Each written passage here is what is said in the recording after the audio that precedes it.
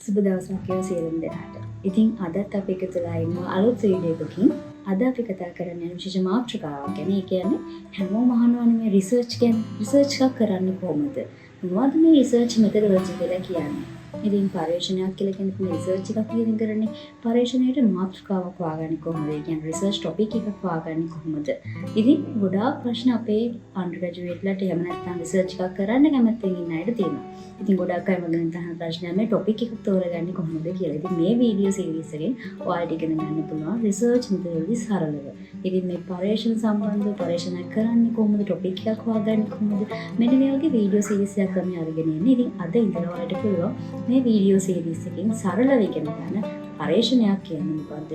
මේ ක්‍රමවේදයන් මොනවද කියන එක. ඉතින් මේ වෙනකොට channel එක subscribe කරන්න නැත්නම් subscribe කරන්න. ඔයාලට පුළුවන් ඉස්සරහටත් මේ වගේ වැදගත් වීඩියෝ ගණනාවක් බලන්න.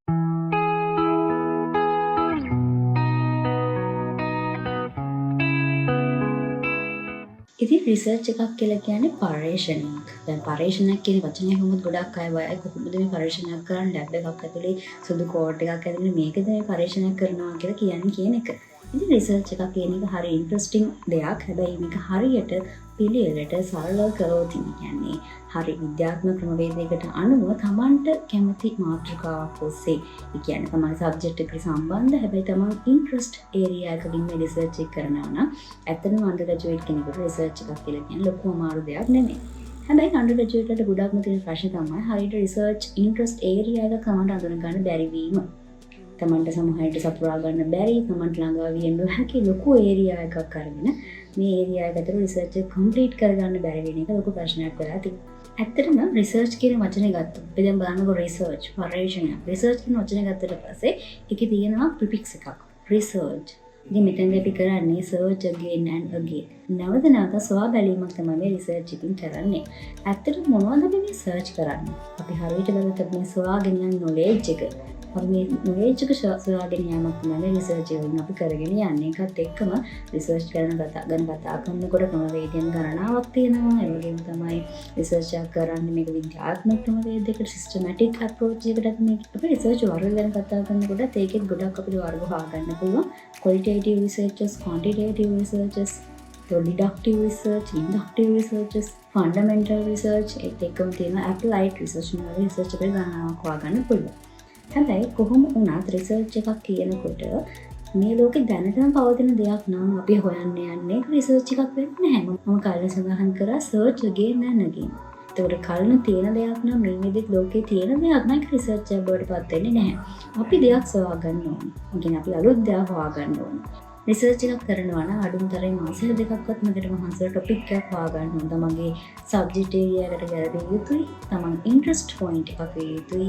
ඒ වගේම තමයි තමන්ට ළඟා වේ හැකි තමන්ට කළ හැකි ඒරියා එකක් වේ යුතුයි. ඒ කියන්නේ සමහර විටක ලොකු ඒරියා එකක් කවර් කරන්න ගියාට පස්සේ අන්ඩර්ග්‍රැජුවේට් රිසර්ච් එකක් නම් මේක කරගන්න කාලේ මදි. එහෙම නැත්නම් මේක හරියට කරගන්න වෙන්නේ නැහැ. ඩේටා ටික එකතු කරගන්න වෙන්නේ නැහැ. ඒක නිසා අපි තෝරගන්න ලොකු ඒරියා එකක් නම් අපි ඒක නැරෝ ඩවුන් කරගන්න ඕනේ. කියන්නේ පොඩි ඒරියා එකකට පොඩි සමන්ට ළඟා වී හැකි ඒරියා එකකින් අපි මේ රිසර්ච් එක කරගත යුතුයි. රිසර්ච් එකක් කියලා කියන්නේ පේන දේම නෙමෙයි, ඇහෙන දේම නෙමෙයි. මම අන්ඩර්ග්‍රැජුවේට් තීසිස් එක ගැන කතා කරනවා නම් මගේ මාතෘකාව වුණේ communication and adoption of mobile banking in Sri Lanka. මම එතනදී සංසන්දනාත්මක තමයි මාතෘකාව ඉදිරිපත් කරේ. කොමර්ෂල් බැංකුව සහ ලංකා බැංකුව රාජ්‍ය බැංකුවක් ඒ වගේම තමයි ප්‍රයිවට් බැංකුවක්. ඉතින් මේ දෙකම කම්පෙයාර් කරමින් තමයි මගේ රිසර්ච් එක ගියේ. ඒත් මගේ මාතෘකාව හොයාගන්න මම හරිම ඉන්ට්‍රස්ට් නිව් මීඩියා වලට. මම හරිම කැමැත්තෙන් හිටියා මේ කියන අලුත් ටෙක්නොලොජි මේ වගේ දේවල් මේ භාවිතා කරන්නේ කොහොමද අනික මම මගේ රිසර්ච් එක කරන COVID-19 තිබිච්ච කාලේදී. ඉතින් මේකත් එක්ක මගේ ඉන්ට්‍රස්ට් පොයින්ට් එක උනේ නිව් මීඩියා. ඒකට මිනිස්සු කොහොමද මේ නිව් මීඩියා වලට අනුගත වෙන්නේ? අලුත් ටෙක්නොලොජිත් එක්ක මේ සම්බන්ධ වෙන්නේ කොහොමද? ඒවා භාවිතා කරන්නේ කොහොමද? භාවිතා කරන්න පෙළඹෙනවද නැද්ද? ඉතින් ඔය වගේ කතා බහක තමයි හිටියේ. හැබැයි රිසර්ච් එකක් කරනකොට කෙනෙක් කියනවා මොබයිල් බැංකින් වලට කට්ටිය යූස් කරන්න කැමති නැහැ. මොබයිල් බැංකින් කියන එකේදී මුදල් ප්‍රශ්න අන්තර්ජාලය හරහා මුදල් රෝමාරු කරන්න මිනිස්සු බයයි. කෙනෙක් කියනවා වෙන්න පුළුවන්. තව කෙනෙක් කියනවා වෙන්න පුළුවන් මේ මොබයිල් බැංකින් කියන එක මිනිස්සුන්ට භාවිතා කරන්න තාක්ෂණික දැනුමක් නැහැ කියලා. ඉතින් ඒක තව පැත්තකට. හැබැයි මේ දේවල් අපිට කියන දේවල්, මේ දේවල් අපිට ඇහෙන දේවල්. අපිට එහෙම රිසර්ච් එකක් කරන්න බැහැ. දෙයක් කිව්වා කියලා කෙනෙක් කියන දෙයක් ඇහුණා කියලා අපිට රිසර්ච් එකක් කරගෙන යන්න බෑ. අපි ඒක හරි ක්‍රමවේදයකට අනුව කරන්න ඕනේ. අපි හරි ක්‍රමවේදයකට අනුව මේ ක්‍රියාවලිය කරාට පස්සේ තමයි ලබා ගන්න දත්ත වලින් අන්තිමට නිගමනයකට ලැබෙන්න පුළුවන් වෙන්නේ. ඉතින් මතක තියාගත යුතුයි කියන දෙයක් ඇහෙන දෙයක් නෙමෙයි විද්‍යාත්මක ක්‍රමවේදයකට අනුව මේක හරියට කළ යුතු දෙයක්. එතකොට මේක පරීක්ෂණයක් බවට පත් වෙනවා. දැන් අපිට නිගමනයක් ලබා ගන්න පුළුවන්. මේ නිගමනයෙන් පස්සේ අපිට පුළුවන් අපේ මේ පරීක්ෂණ ලෝකෙට දෙන්න. ඒ වගේම මේ කළු සොයා ගැනීමක් නේ. එතකොට අපිට හොයා ගන්න තොරතුරු මෙතෙක් කල තිබිච්ච නැති දේවල්. කලින් කරලා තියෙන දෙයක් නම් අපිට ඒ ගැන ආයෙ ප්‍රශ්න කරන්න දෙයක් නැහැ. හැබැයි කලින් කරලා නැති දෙයක් නම් තමයි යන්නේ ඒක රිසර්ච් එකක් බවට පත් වෙන්නේ. ඉතින් අද මේ කතා කරගෙන යන්නේ පොඩි බේසික් අයිඩියා ටිකක් විතරයි. මේක පියවරෙන් පියවර අපිට ඉගෙන ගන්න පුළුවන්. ඉතින් මොකද මතක තියාගත යුතු දෙයක් තමයි රිසර්ච් එකක් කියලා කියනකොට මේක තමන් කැමති ඒරියා එකකින් තමන් ඉන්ට්‍රස්ට් ඒරියා එකකින් කරන්න ඕනේ. ඉතින් මාතෘකාවක් හොයාගන්න තමන් කැමති ඒරියා එකට යන්න නිතරම. ඒකට තමන්ට මේක විතරම කරගෙන යන්න ආසයි. රිසර්ච් එක තමන් කැමති ඒරියා එකකින් කරනවා නම් ගොඩක් වටිනවා. මොකද එතකොට ඒක ඉන්ට්‍රස්ට් වෙනවා.